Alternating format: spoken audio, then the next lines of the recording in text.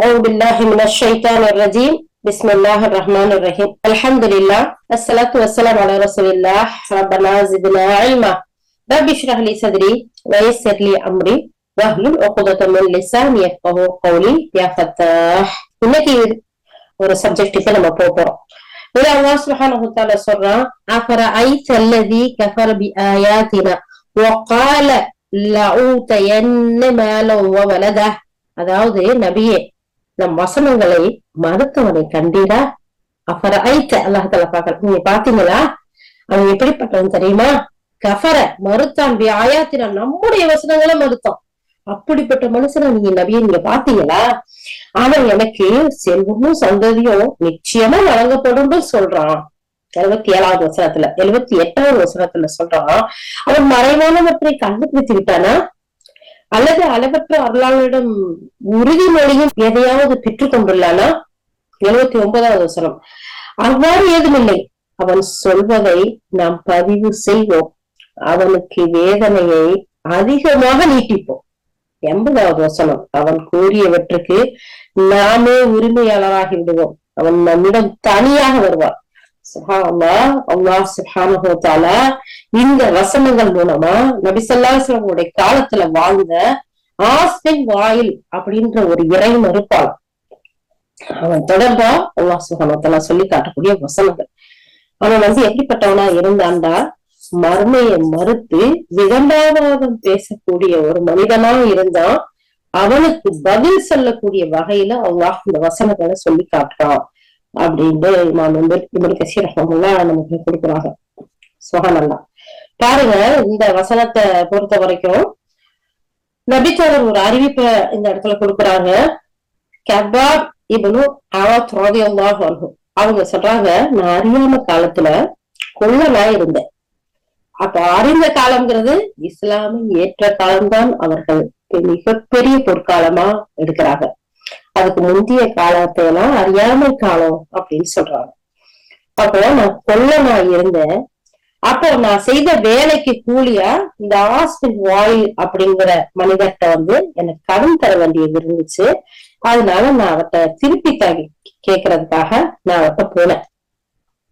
அப்போ அவர் என்கிட்ட சொல்றாரு, அல்லாஹின் மீது ஆணையாக நீ முஹம்மதை நிராகரிக்காத வர நான் உன்னுடைய கடனை கொடுக்க மாட்டேன். எப்படி? கடன் கொடுத்தா கடனை கொடுப்பா, இல்ல லேட்டா தரேன்னு சொல்ல, தவணை கேளு, நீ முஹம்மதை நிராகரிக்காத வர, அவரை மறுக்கணும், அது வரைக்கும் நான் உனக்கு இந்த கடனை கொடுக்க மாட்டேன் அப்படின்னு சொல்ற. உடனே நான் சொன்னேன், யாரு? கபாப் இப்னு அவாத் ரலியல்லாஹு சொல்றாங்க, நான் சொல்ல முடியாது, அல்லாஹ் மீது சத்தியமா நீ இறந்து உயிரோட எழுப்பப்படுற வர நான் முஹம்மது நபி ஸல்லல்லாஹு அலைஹி வஸல்லத்தை நிராகரிக்க மாட்டேன் அப்படின்னு சொல்லி சொன்னேன். அப்போ அவர் நான் இருந்து உயிரோட எழுப்பப்பட்டா என்னிடம் நீ வருவாயா? அப்படி நீ வந்தாலும் என்னுடைய செல்வம், என்னுடைய மக்கள் அப்போது எனக்கு திரும்ப கிடைக்கும், அந்த வேலையில உன் கடனை நான் நிறைவேற்றிடுறேன் அப்படின்னு சொல்றாரு.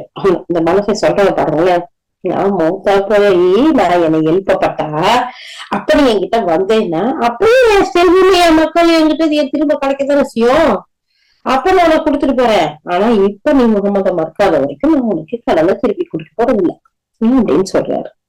அப்ப அந்த ஆஸ்பின் வாயில்ங்கிறவரு இந்த விஷயத்தை வசனத்தை சொன்னதுக்கு பின்னாடிதான் அல்லாஹ் சுப்ஹானஹு வ தஆலா அந்த அவனோட பேச்சுக்கு இங்க பதில் சொல்லலாம். நம்முடைய வசனங்களை மறுத்தவனை பார்த்தீரா நபியே, அவன் எப்படிப்பட்டவனா இருக்கான் அப்படின்னு சொன்னா, அந்த மறுமையை நம்ப மறுத்தவனா இருக்கான் அப்படின்னு சொல்லி 77வது வசனத்துல இருந்து 80வது வசனம் வரைக்கும் அல்லாஹ் இறக்கனா அப்படின்னு சொல்றாங்க. இது முஸ்னத் அஹ்மதுல, சஹீஹ் புகாரில, சஹீஹ் முஸ்லிம்ல பதியப்பட்டிருக்கு அப்படின்னு சொல்றாங்க. சஹீஹ் புகாரில பாத்தீங்கன்னா 4734வது ஹதீஸாவும், சஹீஹ் முஸ்லிம்ல 5387வது ஹதீஸாவும் பதியப்பட்டிருக்கு. இதே சொல்லிட்டு இந்த முஸ்னத் அஹ்மதுல வந்த ஹதீஸ் இது மேல சொன்னது. ஆனா சஹீஹ் புகாரில எப்படி பதியப்பட்டிருக்குன்னு சொன்னா, கபாப் ரலியல்லாஹு சொல்றாங்க, நான் மக்காவுல அறியாமை காலத்துல கொல்லனா இருந்தேன்ல, அப்போ நான் இந்த ஆஸ்பின் வாயிலுக்கு நான் ஒரு வாள் செஞ்சு கொடுத்தேன், அதுக்கு கூலி தர்றதுக்காக நான் அவட்ட கேட்டு நான் போனேன் அப்படின்னு சொல்றாங்க. இந்த ஹதீஸ் இப்படித்தான் தொடங்கும் அப்படின்னு சொல்றாங்க. நீங்க புகாரி எடுத்து போய் பார்த்தோம்னா 4733 ஹதீஸ்ல இத பத்தி வந்திருக்கு அப்படின்னு சொல்றாங்க. அதுக்கடுத்து கபாபிபின் அவங்க சொல்றாங்க, மஷ்ரூத் ரஹமுல்லா சொல்றாங்க, இதே விஷயத்த நான் 3-4 பேரு அறிவிக்கிறாங்க. ஒரு சில விஷயங்கள் கூடுதல் குறைவுகள் வந்திருக்கு. நான் மக்காவில அறியாமை காலத்துல கொல்லனா இருந்தேன். அப்போ ஆஸ்பின் வாயில் சில வேலைகளை எங்கிட்ட கொடுத்தாரு. அப்போ எனக்கு அவர் பல வெள்ளி காசுகள் அதுக்கு கூலியா கொடுக்கணும். அது கொடுக்கல. அதை கேட்டு நான் போனேன். அப்ப நீ முகமது மறுக்காத வரைக்கும் உன்னுடைய கடனை தரமாட்டேன்னு சொன்னாரு. நீர் இருந்து பிறகு உயிரோடு எழுப்பப்படுற வர நான் முகமது உங்களை மறுக்க மாட்டேன்னு சொன்னேன். அதுக்கு நான் இறந்து உயிரோடு எழுப்பப்பட்டா எனக்கு செல்வமும் மக்களும் அங்கே திரும்ப கிடப்பார்கள் அப்படின்னு சொல்றாரு. நான் அல்லாஹ்வின் தூதர் ஸல்லல்லாஹு அலைஹி வஸல்லத்திட்ட தெரியப்படுத்தினேன்.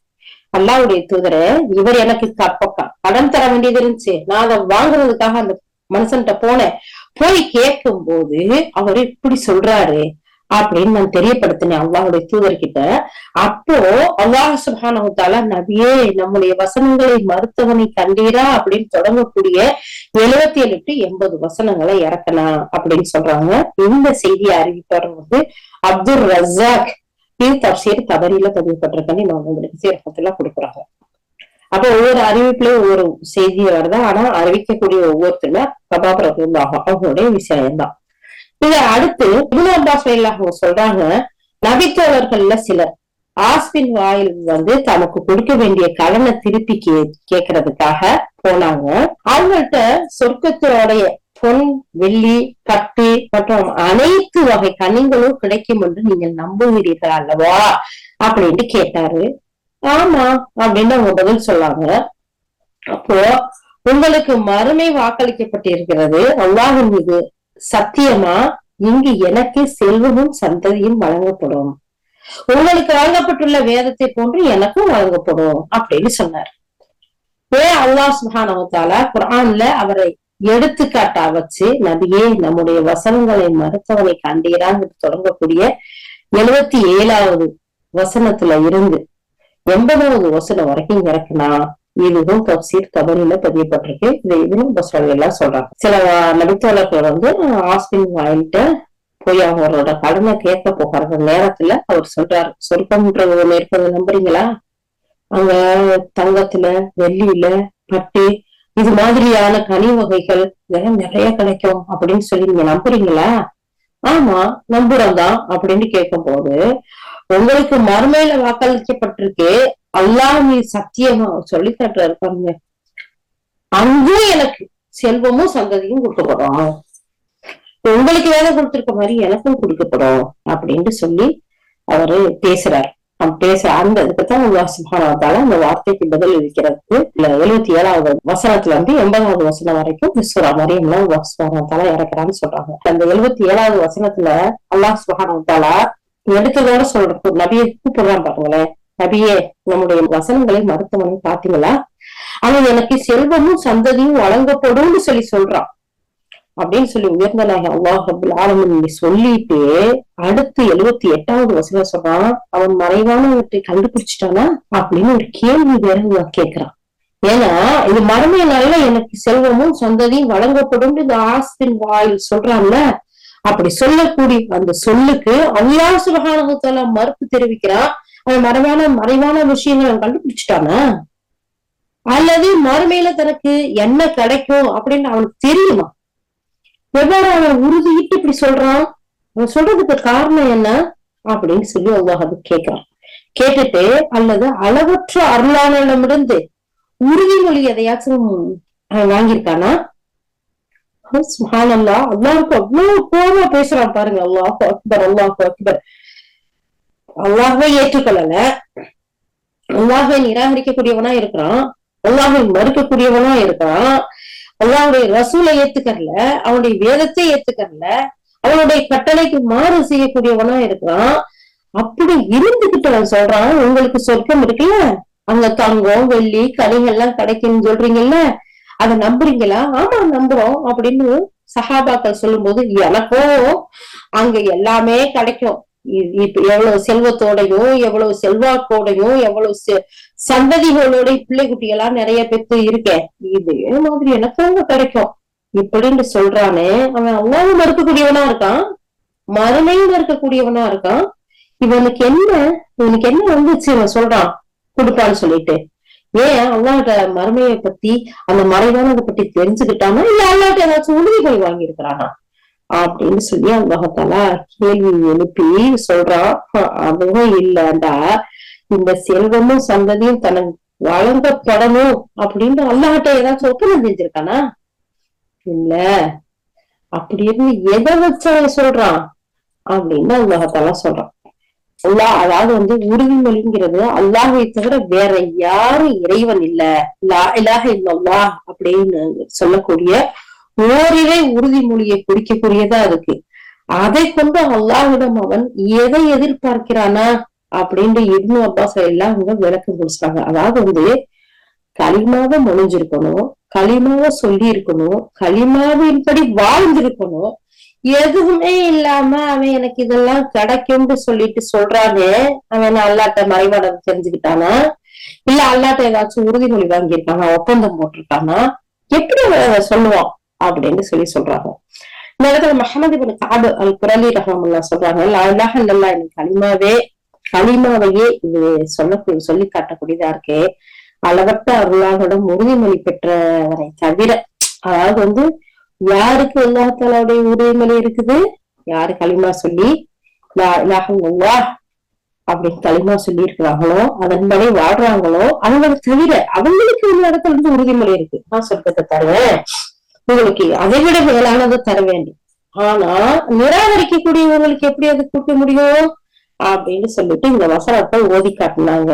முஹம்மது இப்னு கஅப் அல் குரலி அப்படிங்கிற ஒரு விஷயத்தை இங்க பதிவு பண்றாங்க.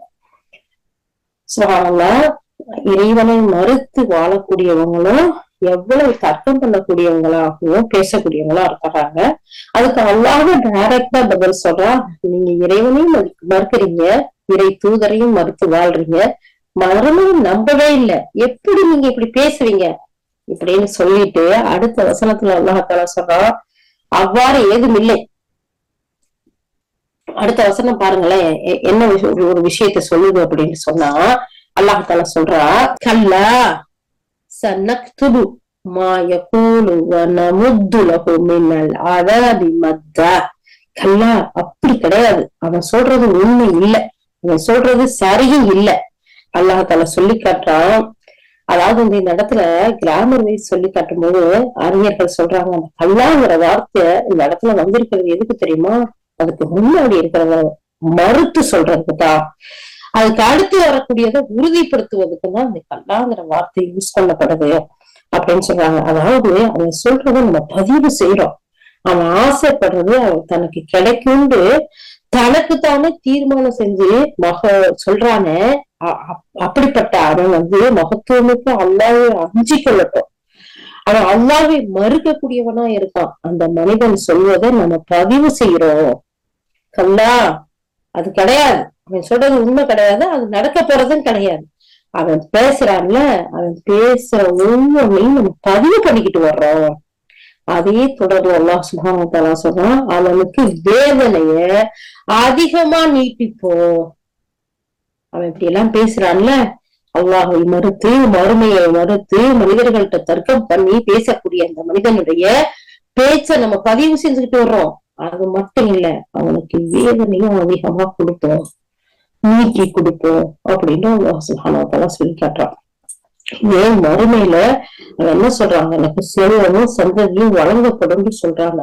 இந்த உலகத்துல அல்லாஹ்வை மறுப்பதற்கும் மறு உலகில நீண்ட தண்டனை அவனுக்கு நம்ம வழங்குவோம். இப்படி பேசுற அல்லாஹ்வை மறுத்து பேசக்கூடியவனுடைய பேச்ச பதிவு செய்யவும் செய்வோம், அதே நேரத்துல அவனுக்கு அதிகப்படியான தண்டனையும் கொடுப்போம் அப்படிங்கிறத அல்லாஹ் சுப்ஹானஹு வ தஆலா இந்த இடத்துல சொல்றான். அடுத்து 80வது வசனத்துல அவன் சொல்றான், அல்லாஹ் சுப்ஹானஹு வ தஆலா அவன் கூறியவற்றுக்கு நாமே உரிமையாளனாகி விடுவோம். ஆசிபன் வாயில் சொன்னான்ல, உங்களுக்கு மறுமையில கிடைக்கும்னா எனக்கும் கிடைக்கும் அப்படின்னு சொல்றான்ல, அந்த செல்வத்துக்கும் அந்த மக்களுக்கும் நாமளும் ஒரு உரிமையாளர்களாகி விடுவோம் அப்படின்னு நம்மளும் அதுக்கு வாரிசாயிடுவோம் அப்படின்னு உலகத்தால சொல்லக்கூடிய செய்தியை பார்க்கிறோம்.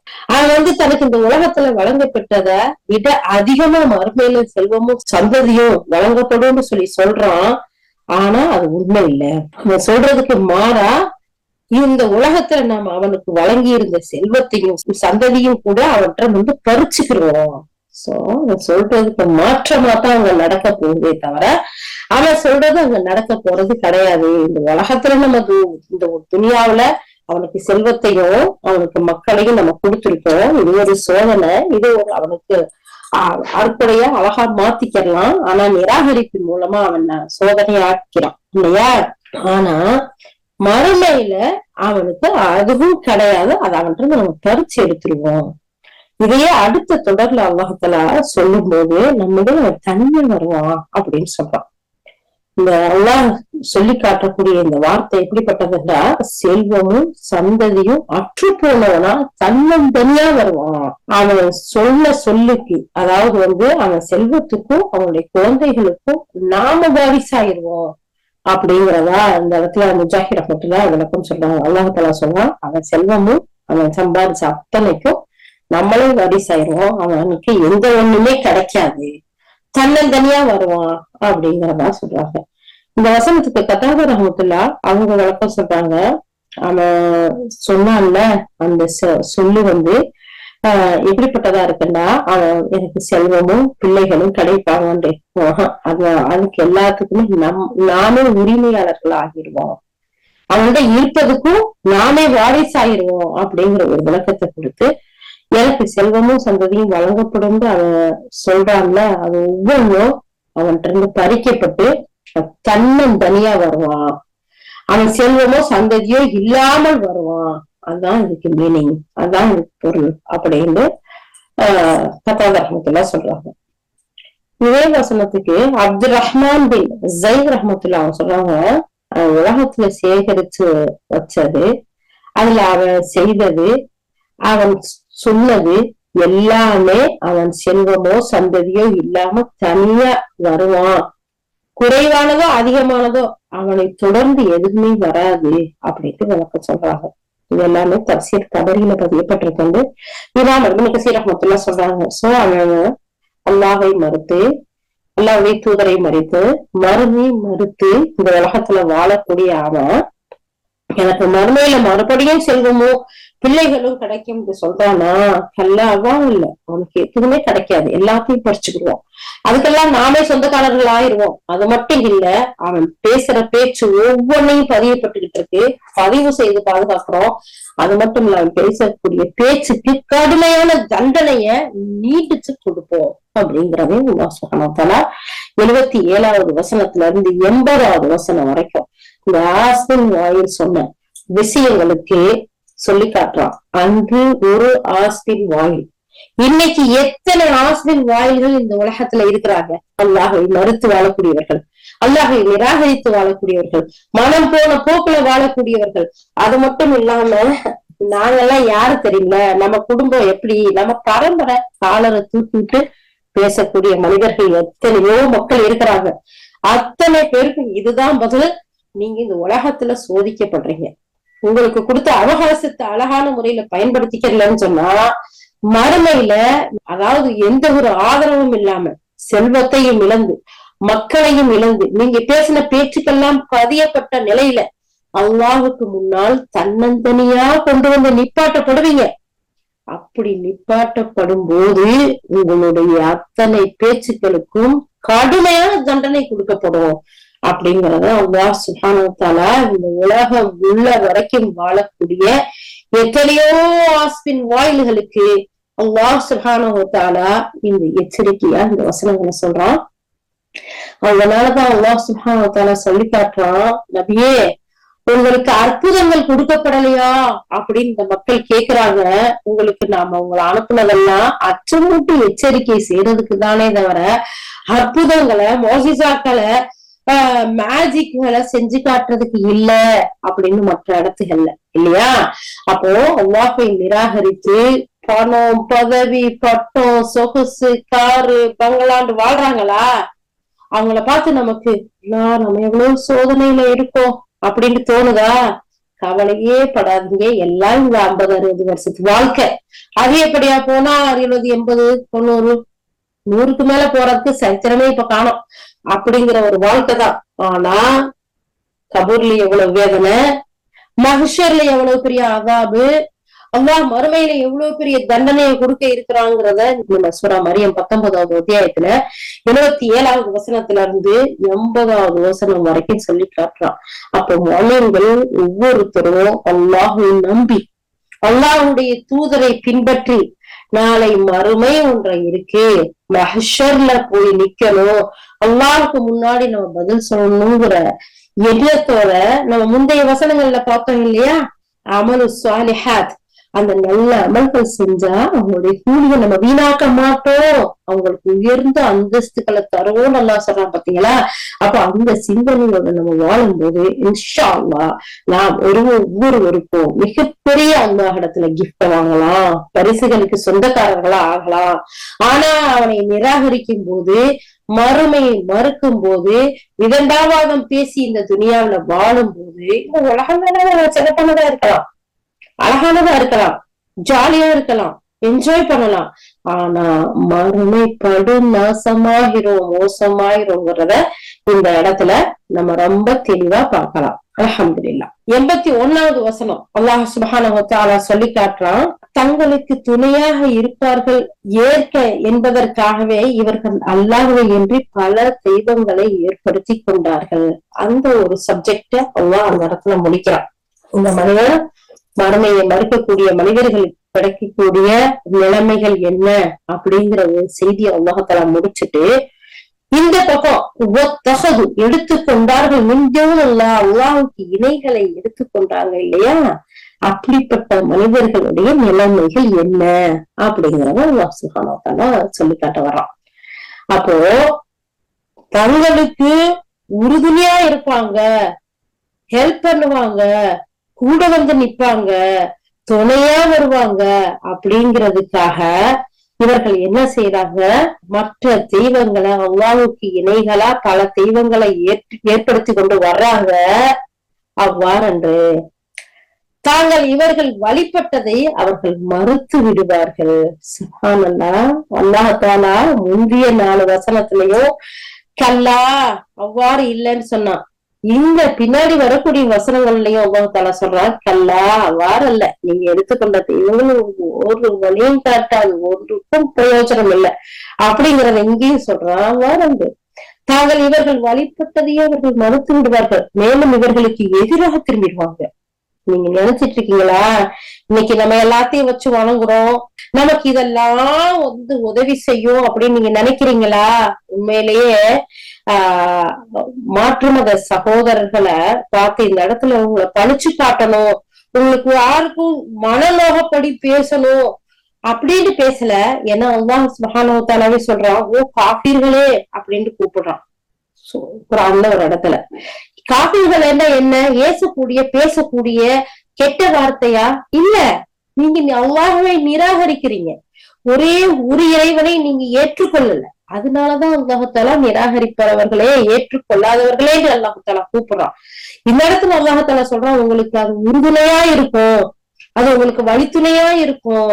அப்படி இருந்தாலும் நீங்க பல தெய்வங்களை நீங்க ஏற்படுத்திக்கிட்டீங்க, நிச்சயமா கிடையாது, நீங்க வழிபடுறது அவங்களுக்கு தெரியாது, அவங்க மறுத்துருவாங்க, மறுத்துட்டு போயிட்டா கூட பரவாயில்ல, உங்களுக்கு எதிராக அவங்க சாட்சி சொல்ல ஆரம்பிச்சிருவாங்க, எதிராளியா திரும்பிடுவாங்க அப்படிங்கறத அல்லாஹ் தஆலா சொல்றான். அதனால நாம மற்ற சகோதர சகோதரிகளை பார்த்து சொல்லக்கூடிய விஷயம் என்ன அப்படின்னு சொன்னா, அல்லாஹ்வுடைய வேதமான இந்த இறுதி வேதமான முஸ்லிம்களுக்கு மட்டுமே சொந்தம்னு சொல்லக்கூடிய வேதம் அல்ல இது. இது வந்து அகில உலகத்துல வாழக்கூடிய அனைத்து மக்களுக்கும் சொந்தமான வேதம். இந்த வேதத்தை படிக்கணும், நம்ம ஒவ்வொருத்தரும் புரியணும், அதை சிந்திக்கணும், அதை விளங்கணும். அதன் பின்னாடி இந்த வேதத்தை இறக்கிய உங்களையும் என்னையும் உலகத்தை அனைத்தையும் அந்த சராசரங்களை படைத்த அந்த படைப்பாளனை சிந்தித்து விளங்கி அவன் ஒருத்தன் சொல்லி ஏற்றுக்கொண்டோம்னா, அதன்படி நம்ம வாழ்ந்தோம் சொன்னா இன்ஷா அல்லாஹ் அல்லாஹ் நம்முடைய முந்தைய பாவங்களை மன்னிக்க கூடியவனா இருக்கான். அது மட்டும் இல்ல, மிகப்பெரிய கருணையாளனா இருக்கான். நமக்கு எல்லா பாவங்களையும் நன்மையா மாற்றி தருவான். அது இல்லாத போது மிகப்பெரிய நஷ்டத்துக்கும் கேவலத்துக்கும் தண்டனைக்கும் ஆளாகணும் அப்படிங்கிறதுக்கு எடுத்துக்காட்டான வசனங்களா இது இருக்கு பாருங்க. 83வது வசனத்துல அல்லாஹ் சொல்றாங்க, நபியே, நாம் இறை மறுப்பாளர்கள் மீது ஷைத்தான்களை அனுப்புகிறோம் என்பதை நீர் கவனிக்கவில்லையா? இவ்வளவு சொல்லி அவங்க கேட்கல. அது வேற என்ன செய்யறது? அவங்களுக்கு அவங்களுடைய நண்பர்களா நம்ம அந்த இறை மறுப்பாளர்களுக்கு சைத்தான்களை நம்ம ஏவி விட்டுட்டோம். அவர்கள் இவர்களை தவறு செய்யுமாறு தொடர்ந்து உசுப்பேத்தி கொண்டிருக்கிறார்கள். எனவே இவர்கள் விஷயத்தில் அவசரப்பட வேண்டாம். இவர்களுக்காக நாட்களை நாம் துல்லியமாக எண்ணிக்கொண்டிருக்கின்றோம். அல்லாஹ் சுப்ஹானஹு வ தஆலா சொல்றான், நபியே, இந்த மக்களுக்கு தண்டனை வரணும்னு அவங்க அவசரப்படுறாங்க. அவசரப்பட வேண்டாம்.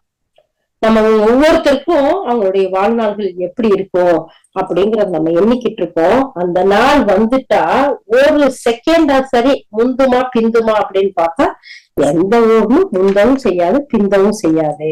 உயர்ந்தவனாக அல்லாஹ் சுப்ஹானஹு வ தஆலா இறை மறுப்பாளர்கள், இணை வைப்பாளர்கள் குறித்து இந்த வசனங்கள்ல தெரியப்படுத்துறான். நெருக்கடியில உதவுவாங்கன்னு சொல்லிட்டு நம்பி போய் தெய்வங்களை அவங்க வழிபடுறாங்க இல்லையா? அந்த தெய்வங்களோ இவர்கள் வழிபடுவதை மறுத்துரும், தன்னுடைய பக்தர்களுக்கு எதிரா திரும்பிரும். அதத்தான் இந்த 81வது வசனத்துல அல்லாஹ் தஆலா சொல்லி காட்டுறா. ஓர் இறையை மறுக்கக்கூடிய இறை மறுப்பாளர்கள் தங்களுக்கு துணையா இருப்பாங்கன்னு சொல்லி நினைச்சு எந்த தெய்வங்களை எல்லாம் வணங்குனாங்களோ அல்லாஹ்வை விட்டுட்டு அந்த பல தெய்வங்களை ஏற்படுத்தி கொண்டாங்களோ அந்த பல தெய்வங்களும் உயர்ந்தோனாகிய அல்லாஹ் இடத்துல சரணடைஞ்சு, எங்களுக்கு இவங்க வணங்குனதும் தெரியாது, நாங்க இவங்களை வணங்க சொல்லவும் இல்லை அப்படின்னு சொல்லிடும். வழித்துணையா வரும்னு நினைச்சாங்க, அது எதிரா வந்து நிக்கும் அப்படிங்கறத அல்லாஹ் சுப்ஹானஹு வ தஆலா இந்த வசனத்தின் மூலம் தெரியப்படுத்துறான். தங்களுக்கு பக்கபலமா வந்து உதவுன்னு சொன்னா நம்புனாங்களே, இருக்காது அப்படிங்கறத கபர்ல வச்சு அல்லாஹ் சொல்லல, மஹ்ஷர்ல வச்சு சொல்லல, சக்கராத்துல வச்சு சொல்லல. அழகா சுய புத்தியோட ஆரோக்கியமா வாழக்கூடிய அத்தனை மனிதர்களுக்கும் சூரா மரியம்ல அழகான ஒரு அழைப்பு அல்லாஹ் தஆலா கொடுக்குறான். ஏகத்துவத்தின் பக்கம் வந்துருங்க, ஓரிரை கொள்கை பக்கம் வந்துருங்க. அல்லாஹ் ஒருத்தன் தான், படைப்பாளன்கிறது பல பேரு கிடையாது, ஒருவன் தான் அப்படிங்கறத அல்லாஹ் சுப்ஹானஹு வ தஆலா 81வது வசனத்துல சொல்லி காட்டுறான். அடுத்து 82வது வசனத்துல அல்லாஹ் தஆலா சொல்றான், அவ்வாறு இல்ல, உங்களுக்கு வழித்துணையா அது வராது. நீங்க நினைக்கிறது யதார்த்தம் இல்ல, நீங்க ஆசைப்படுவது நடக்க போறது கிடையாது. உங்களை இவர்கள் வழிபடுறது மறுமை நாள்ல இவங்க மறுத்துருவாங்க அப்படிங்கிற ஒரு விஷயத்த அல்லாஹ் இந்த வசனத்தின் மூலம் தெரியப்படுத்துவதோட மட்டும் இல்லாம இவர்கள் எண்ணியதற்கு மாறா இவங்களுக்கு எதிராக அவங்க அனைவரும் திரும்பிடுவாங்க அப்படிங்கிற ஒரு விஷயத்தையும் உலகத்துல சொல்லி காட்டும். இந்த இடத்துல இமாம் இப்னு கஸீர் இன்னொரு வசனத்தை எடுத்து நமக்கு சொல்றாங்க, மக்கள் மறுபடியும் உயிரூட்டப்பட்டு ஒன்று திரட்டப்படும் போது தெய்வங்களாக கருதப்பட்ட அவர்கள் இவர்களுக்கு எதிரிகளாகி விடுவார்கள். இவர்கள் அவர்களை வழிபட்டதையும் அவர்கள் மறுப்பார்கள். 46வது அத்தியாயத்துல 6வது வசனம் அல்லாஹ் சொல்லக்கூடிய விஷயம். எப்படிப்பட்ட ஒரு விஷயத்த அல்லாஹ் தஆலா சொல்றான், தங்களை இவங்க வழிபடுறதையே அவங்க மறந்துடுவாங்க, சிலைகள் தங்கள் வழிபட்டதையே மறுப்பாங்க அப்படிங்கிற ஒரு விஷயத்தையும் சொல்லி காட்டுறாங்க. சுத்தி ரஹ்மத்துல்லாஹ் இதுக்கு விளக்கம் சொல்றாங்க. அடுத்து இவங்களுக்கு எதிராக அவங்க திரும்பிடுவாங்க அப்படின்னா எதிர்பார்ப்புக்கு நேர் மாற்றமா இவங்களுக்கு எதிராக அவங்க திரும்பிடுவாங்கிற ஒரு மீனிங் இதுல இருக்குன்னு சொல்லியும் சுத்தி ரஹ்மத்துல்லாஹ் சொல்றாங்க. இவர்களுக்கு எதிராகவே திரும்பி விடுவார்கள் அப்படிங்கிற அந்த தொடருக்கு விளக்கம் சொல்லல இப்னு அப்பாஸ் ரலியல்லாஹு இவங்களுக்கு எதிராக உதவி செய்பவர்களாக அவங்க இருப்பாங்க. இவங்க எந்த சிலைகளை எந்த தெய்வங்களை அல்லாஹ்வுக்கு இணையா வச்சு வணங்குறாங்களோ அவங்க அனைவரும் இவங்களுடைய வணக்கத்தை இவங்களுடைய எந்த ஒன்றையும் ஏத்துக்கிற மாட்டாங்க, மறுத்து பேசக்கூடியவர்களா ஆயிடுவாங்க அப்படிங்கிறத பாக்குறோம். அது மட்டும் இல்லாம முஜாஹிர் ரஹ்மத்துல்லாஹ் அவங்க விளக்கம் சொல்லும் போது சொல்றாங்க, இவர்கள் தங்களை வழிபட்டவே அவங்க மறுத்துருவாங்க. அது மட்டும் இல்லாம கத்தாதா ரஹ்மத்துல்லாஹ் மேலதிகமா இன்னும் விளக்கம் சொல்லும் போது சொல்றாங்க, நரகத்தில் அவங்களோட கூட இருப்பாங்க, அங்க ஒருவரை ஒருவர் சபித்து கொண்டும் மறுத்து கொண்டும் இருக்கக்கூடிய மக்களா இருப்பாங்க அப்படின்னு சொல்றாங்க. வஹாப் ரஹ்மத்துல்லா சொல்றாங்க, மறுமை நாள்ல எதிரிகளா மாறிடுவாங்க அப்படின்னு சொல்றாங்க. இது அத்தனை செய்திகளும் தஃசீர் தபரியில பதியப்பட்டிருக்கு. அப்ப இன்னைக்கு யார தெய்வம், யார கடவுள், யார் நம்மளை பாதுகாக்கும், யார் நமக்கு வழித்துணையா உதவி செய்யும் அப்படின்னு சொல்லிட்டு போய் கோடான கோடி காசுகளை கொட்டுறாங்க, வணக்க ஸ்தலங்களை ஏற்படுத்துறாங்க. ஆனா அது அத்தனையும் நிராகரிக்கப்படும். அங்க இருக்கக்கூடிய சிலைகளோ அவங்களுக்கு சாட்சி சொல்லாது, அவங்களுக்கு எந்த ஒரு உதவியும் செய்யாது. இந்த உலகத்திலையும் அது எதையுமே காது கொடுத்து கேட்கக்கூடியதோ, பார்க்கக்கூடியது சக்தியோ, பிடிக்கக்கூடிய சக்தியோ எந்த ஒண்ணும் செய்யக்கூடியதும் இல்ல. மறுமையிலையும் அவங்களுக்கு எதிரா அது சாட்சி சொல்லும், நாங்க இவங்களை வணங்க சொல்லல, இவங்க வணங்குனதை நாங்க ஏற்றுக்கொள்ளவும் இல்லை அப்படின்னு எதிரியா மாறிடும் அப்படிங்கறத சொல்றாங்க. இவ்வளவு அழகா அல்லாஹ் சுப்ஹானஹு வ தஆலா இந்த வேதத்துல சொல்லி இருந்தும் எவ்வளவு கோடி மக்கள் மறுத்து வாழக்கூடியவர்கள் இருக்கிறாங்க இல்லையா? சுப்ஹானல்லாஹ், எவ்வளவு பெரிய செய்தியை பாக்குறோம். யார் இந்த சிலைகளை வச்சு வணங்கி செய்யறாங்களோ, ஒரு பக்கம் நிராகரிப்பாளர்கள் இதை செய்யறாங்கன்னா, இன்னொரு பக்கம் முஸ்லிம்கள் சந்தன கூடுன்னு சொல்லிட்டோம், இன்னும் என்ன சொல்றது உருசுன்னு சொல்லியும், இன்னொன்னு என்ன சொல்லுவாங்களோ தெரியல, இதெல்லாம் எடுக்கிறாங்களே, நாளைக்கு மறுமையில எந்த நிலைமைக்கு ஆளாவாங்க. அதுக்கடுத்து 83வது வசனத்துல அல்லாஹ் சுப்ஹானஹு வ தஆலா சொல்றாரு, நபியே, இறை மறுப்பாளர்கள் மீது, இறைவனை நிராகரிக்கக்கூடிய அந்த மக்கள் மீது நம்ம ஷைத்தான்களே அனுப்புறோம் அப்படிங்கிறத நீங்க கவனிக்கலையா? அவர்கள் இவர்களை தவறு செய்யுமாறு தொடர்ந்து உசுப்பேற்றிக் கொண்டிருப்பார்கள் அல்லாஹ் சொல்றான். இவனு அப்பாஸ் அவங்க சொல்றாங்க, அவர்களை முற்றுமாக வழிகெடுத்து விடுவார்கள். சொல்றாங்க, அவங்களுடைய அறிவிப்புல இவனு அப்பாஸ் அவர்களை முஹம்மது ஸல்லல்லாஹு அலைஹி வஸல்லம் அவர்களுக்கும் அவர்களுடைய தோழர்களுக்கும் எதிராக அவர்கள் தொடர்ந்து தூண்டி கொண்டிருப்பார்கள். அதாவது இந்த ஷைத்தான்கள் அல்லாஹ் ஏவி விட்டுறான், அவங்க இந்த இறை நிராகரிப்பாளர்கள் கிட்ட தொடர்ந்து அல்லாஹ்வே ரசூலையும் நிராகரிக்கக்கூடிய செயல்களை செய்யுமாறு அவங்க தூண்டிக்கிட்டே இருப்பாங்க. முஜாஹிர் சொல்றாங்க, அல்லாஹுக்கு மாறு செய்யுமாறு உசுப்பேத்தி கொண்டே இருப்பாங்கிற ஒரு விளக்கத்தை கொடுக்குறாங்க.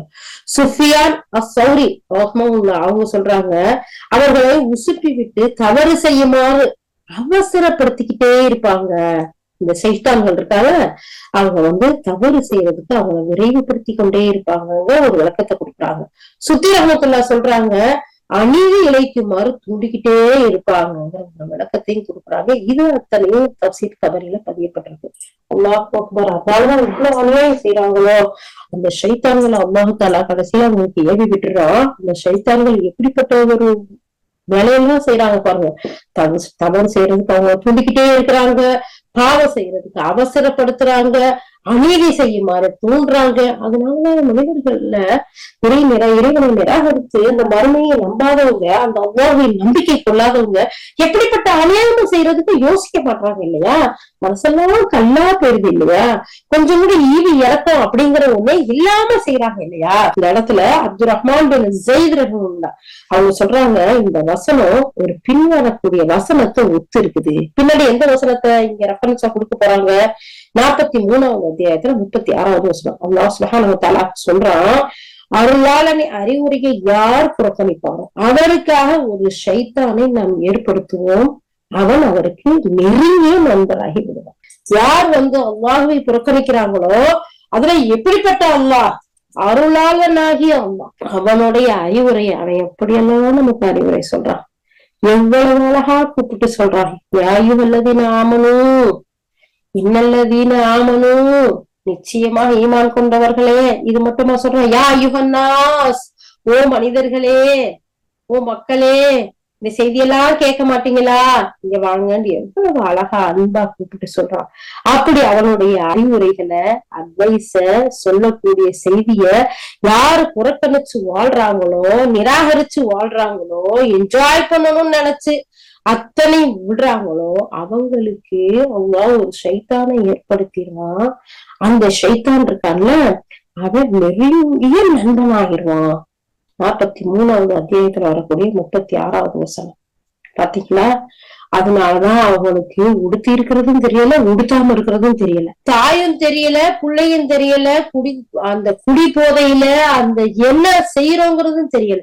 இப்படி மனிதர்கள் எல்லாம் பாக்குறோம்ல, அநியாயத்துக்கு இந்த வட்டியில மூழ்கி போய் கிடக்குற மக்களை பாக்குறோம்ல, விபச்சார விடுதிகள் வச்சு நடத்துறாங்களே, எவ்வளவு பெரிய ஈன செயல். சீரவங்களை பாக்குறோம்னா மோசடி பண்றவங்க எல்லாம் இவ்வளவு எதை லிஸ்ட் போடுறது, எதை சொல்றது, எதை விடுறது, அப்படிங்கிற அளவுக்கு தீமைகள், பாவங்கள், கொடுமைகள் மலிஞ்சு போய் நடக்குதுன்னா அல்லாஹ் சுப்ஹானஹு வ தஆலா சொல்றான், அருளாளனாகிய அந்த அல்லாஹுடைய அறிவுரையை யார் மறுக்கிறாங்களோ, யார் ஏற்றுக்கொள்ளாம இருக்கிறாங்களோ, யார் அதை புறக்கணிச்சுட்டு போறாங்களோ, அப்படிப்பட்ட மனிதர்களுக்கு, அப்படிப்பட்ட மக்களுக்கு நாம ஒரு ஷைத்தான அனுப்பிடுவோம். அந்த ஷைத்தானுக்கு அப்படி க்ளோஸ் ஃப்ரெண்ட் ஆயிடுவான்.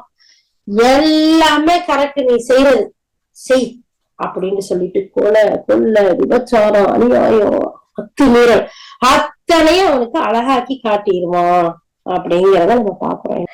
அடுத்து 84வது வசனத்துல அல்லாஹ் தஆலா சொல்றான், எனவே இவர்கள் விஷயத்தில் நீங்க அவசரப்பட வேண்டாம், இவர்களுக்காக நம்ம நாட்களை துல்லியமா எண்ணிக்கிட்டு இருக்கோம்னு அல்லாஹ் தஆலா சொல்றான். அதாவது நபியே முஹம்மதே ஸல்லல்லாஹு அலைஹி வஸல்லம், இவர்களுக்கு வேதனை கிடைப்பதுல நீங்க அவசரம் காட்ட வேண்டாம், இவங்களுக்காக நாம துல்லியமா நாட்களை எண்ணிக்கிட்டு இருக்கோம். அந்த நாள் வந்தா, அந்த நேரம் வந்தா ஒரு செகண்ட் கூட முந்தாது பிந்தாது. அது குறிப்பிடப்பட்ட ஒரு சரியான தவணைக்காகத்தான் நம்ம இவங்களை விட்டு வச்சிருக்கோம். அப்படி விட்டு வச்சிருக்கிற நேரத்துல அந்த தவணை வந்துட்டா, தண்டனையும் வந்துட்டா, அவங்கள அதை அடைஞ்சே தீரும். அதுல எந்த சந்தேகமும் இல்லை. அதாவது இந்த குறிப்பிடப்பட்ட சரியான தவணைக்காகத்தான் இவர்களை நம்ம விட்டு வச்சிருக்கோம். இறைவன் அவங்க வழங்கக்கூடிய தண்டனையும் வேதனையும் அவர்கள் அடைந்தே தீர்வார்கள், அதுல எந்தவித சந்தேகமும் இல்லை அப்படின்னு சொல்லி காட்டுறான். இன்னொரு வசனத்தை இந்த இடத்துல சொல்லி காட்டுறாங்க. 86வது அத்தியாயத்துல 17வது வசனமா உயர்ந்தோனாகிய அல்லாஹ் சுப்ஹானஹு வ தஆலா சொல்லி காட்டுறான், நபியே என்னை மறுப்போருக்கு நீ சற்றும் அவகாசம் அளிப்பீராக. அதாவது என்னை மறுத்து வாழக்கூடிய அந்த மக்களுக்கு கொஞ்சம் அவகாசம் அளிப்பாக, சிறிது காலம் அவர்களை அப்படியே விட்டு விடுவீராக, பின்னர் என்ன நடக்கிறது என்று பொறுத்திருந்து பார்ப்பீராக அப்படின்னு அல்லாஹ் தஆலா சொல்றான். சொல்லிட்டு 3வது அத்தியாயத்துல 178வது வசனத்துல அல்லாஹ் தஆலா சொல்றான், இன்னும் அதிகமாக அவர்கள் பாவங்களை தேடிக்கொள்ளட்டும் என்பதற்காகவே அவர்களை நாம் விட்டு வைத்திருக்கின்றோம். இந்த உலகத்துல அநியாயம் செய்யறாங்களே, அட்டுழியம் செய்யறாங்களே, மோசடி செய்யறாங்களே, அநியாயத்துக்கு நம்மளால பார்க்கவே முடியலையே அப்படின்னு நம்ம சொல்றோமே, அந்த மக்களை எல்லாம் அல்லாஹ் தஆலா சொல்றான், அவங்க பாவத்துல முழுசா மூழ்கட்டும் அப்படின்னுதான் அவங்களை விட்டு வச்சிருக்கோம். இன்னொரு வசனத்துல அல்லாஹ் தஆலா சொல்லும் போது, அவர்களை சிறிது காலம் வசதிகளை அனுபவிக்க செய்வோம், பின்னாடி அவர்களை கடுமையான வேதனைக்கு ஆட்படுத்துவோம். 31வது அத்தியாயத்துல 24வது வசனம். அடுத்து நபியே அவர்களிடம் நீங்கள் சிறிது காலம் வேண்டியதை அனுபவித்துக் கொள்ளுங்கள், நிச்சயமா நீங்கள் திரும்பி செல்ல இருப்பது நரகத்திற்குத்தான் என்று கூறுகிறார்கள்.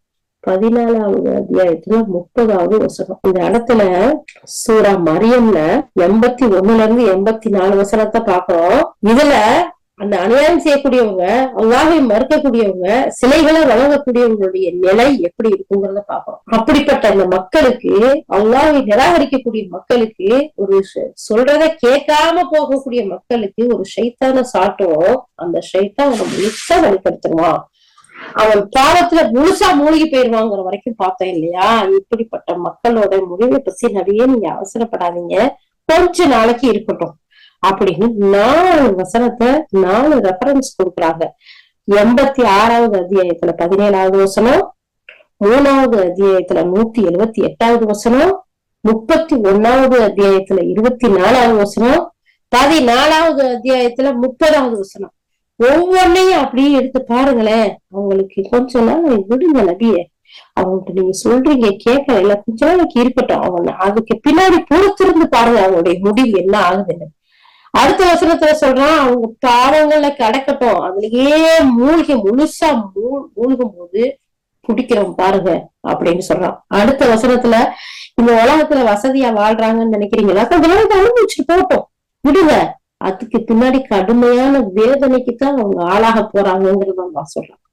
அதுக்கடுத்து அல்லாஹ் சொல்றான், கொஞ்ச நாள் அவங்க அனுபவிக்கட்டும், நிச்சயமா அவங்க திரும்பி போகக்கூடிய இடம் எதா இருக்கு தெரியுமா, நரகமாத்தான் இருக்கு அப்படிங்கறத உறுதியிட்டு அல்லாஹ் தஆலா சொல்லி காட்டுறான். அப்போ இறைவனுடைய சொல்லை நிராகரிக்கக்கூடியவர்கள், இறைவனை நிராகரிக்கக்கூடியவர்கள், சிலைகளை வணங்கக்கூடியவர்கள், அநியாயம் செய்யக்கூடியவர்கள். உண்மையிலே இந்த வசனங்களை சிந்திச்சு பார்த்தா, இந்த வசனங்களை எடுத்து படிச்சு பார்த்தா, இது உண்மையிலே நடக்காட்டி ஒரு பிரச்சனையும் இல்லை. இதெல்லாம் உண்மையாயிட்டா நம்முடைய நிலைமை என்னவா ஆகுங்கிறத கொஞ்சம் யோசிச்சு பார்த்தாங்கன்னா, இறை நிராகரிப்புல இருந்து, கடுமையான போக்குல இருந்து, ஏவி விடப்பட்ட ஷைத்தான்கள்ல இருந்து அல்லாஹ்விடத்துல பாதுகாப்பு தேடி அல்லாஹ்விடத்துல தௌபா செஞ்சு ஓர் இறைவனை ஏற்றுக்கொள்ள மக்களா ஆயிடுவாங்கிறதுல எந்த சந்தேகம் இல்லை.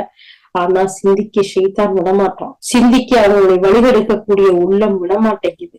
அவங்களுடைய வரட்டு கௌரவம், ஈகோ, புடிவாதம், இந்த உலக ஆசை அவங்களை நிராகரிக்கக்கூடிய மக்களா ஆக்கி வச்சிருக்கு. இந்த இடத்துல சுத்தி ரஹமத்துல்லா சொல்றாங்க, இவர்களுக்காக நாம துல்லியமா எண்ணிக்கொண்டிருக்கிறோம் அப்படின்னா ஆண்டுகளையும் மாதங்களையும் நாட்களையும் மணித்துளிகளையும் எண்ணிக்கிட்டு இருக்கோங்கிற ஒரு பொருளை கொடுக்கும். இந்த இடத்துல இப்னு அப்பாஸ் சொல்றாங்க, உலகத்துல அவர்களுடைய மூச்சுக்களை கூட நம்ம எண்ணிக்கிட்டு இருக்கோம் அப்படிங்கிற ஒரு பொருளும் இதுக்கு இருக்குன்னு சொல்றாங்க. பாருங்க, ஒவ்வொன்னையும் எண்ணி பதியப்படுதான். மூச்சு இழுத்து விடுறோம், இதெல்லாம் எண்ணி பதியப்படுதான். அப்ப அதுல ஒரு மூச்சு கூட அவங்களுடைய தவணை முடிச்சுட்டா எக்ஸ்ட்ரா வராது. உள்ள எடுத்த மூச்சு அப்படியே சொருகிருச்சுமா, அதோட முடிஞ்சிருச்சுமா, கோமாவுக்கு போயிட்டாங்க, மூச்சு கூட வரலமா. சொல்றத பாக்குறோமா, கேக்குறோமா? இந்த இடத்துல அந்த வசனங்களுடைய பொருள் நமக்கு ஒத்து போகுதா? பாருங்களேன், ஒவ்வொரு விளக்கம் சொல்லையில எப்படி சொல்றாங்க, அவங்களுடைய ஆண்டுகள், அவங்களுடைய மாதங்கள், அவங்களுடைய நாட்கள், ஏன் மணி துளிகள் கூட எண்ணப்பட்டு கொண்டு இருக்குது.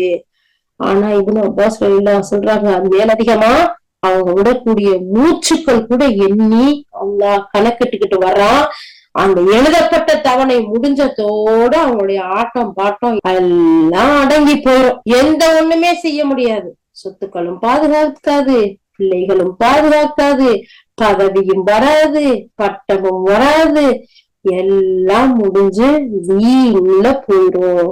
யா அல்லாஹ், அதற்கு முன்னால் எங்களுக்கு விழிப்புணர்வை தந்தருள்வாயாக. யா அல்லாஹ், யா அல்லாஹ், உன்னுடைய வசனங்கள் ஒவ்வொன்றையும் படித்து சிந்தித்து அதன்படி எங்களுடைய வாழ்க்கையை அமைத்துக் கொள்ளக்கூடிய பாக்கியவங்களாக ஆக்கி தந்தருள். யா அல்லாஹ், யா அல்லாஹ், எங்களுக்கு புரிந்த அந்த செயலை உன்னுடைய இந்த அழகிய வேதத்தை, யா அல்லாஹ், உன்னுடைய இறுதி தூதர், எங்கள் உயிரிலும் மேலான உத்தம தூதர் ஸல்லல்லாஹு அலைஹி வஸல்லம் காட்டி தந்த வாழ்க்கை வழிமுறையை பின்பற்றி நாங்களும் வாழ்ந்து பிறருக்கும் எத்தி வைக்கக்கூடிய நன்மக்களின் கூட்டத்தில் எங்கள் அனைவரையும் சேர்த்து அருள் புரிவாயாக. யா அல்லாஹ், யா அல்லாஹ், எங்கள் மீது புரிந்த அற்புடைகளுக்கு நன்றி செலுத்தக்கூடியவர்களாகவும் நீ பொருந்திக் கொள்ளும் விதத்தில் நன்மைகள் செய்யக்கூடியவர்களாகவும் எங்களையும் எங்கள் குடும்பத்தார்களையும் எங்கள் உற்றார் உறவினர்களையும் எங்கள் நண்பர்களையும் எங்கள் உடன்பிறப்புகளையும் எங்களுடைய வாரிசுகள் அனைவரையும் யா அல்லாஹ் உலகத்தில் உண்டான முழுமையான முஸ்லிமான அனைவரையும் ஆக்கி அருள் புரிவாயாக.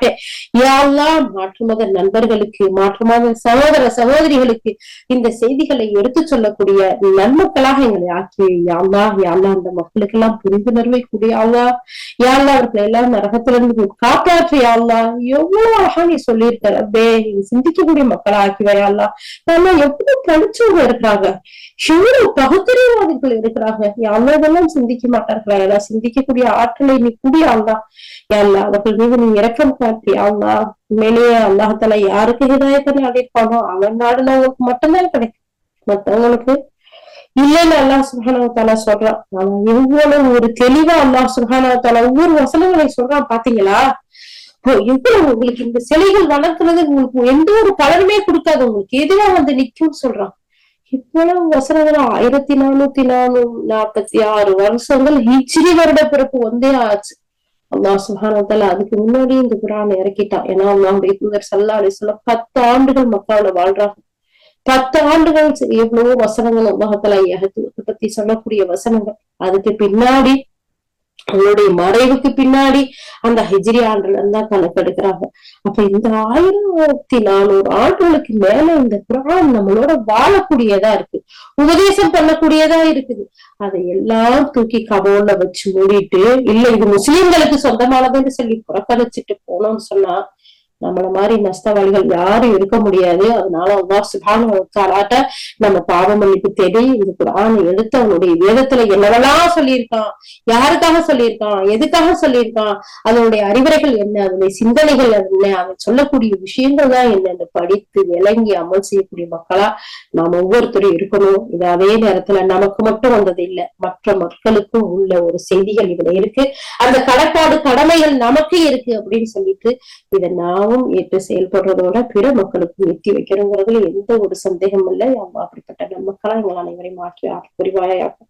وآخر دعوانا الحمد لله رب العالمين سبحان الله وبحمده سبحانك اللهم وبحمدك نشهد أن لا إله إلا أنت نستغفرك ونتوب إليك سبحان ربك رب العزة عما يصفون والسلام على المرسلين والحمد لله رب العالمين. السلام عليكم ورحمة الله وبركاته.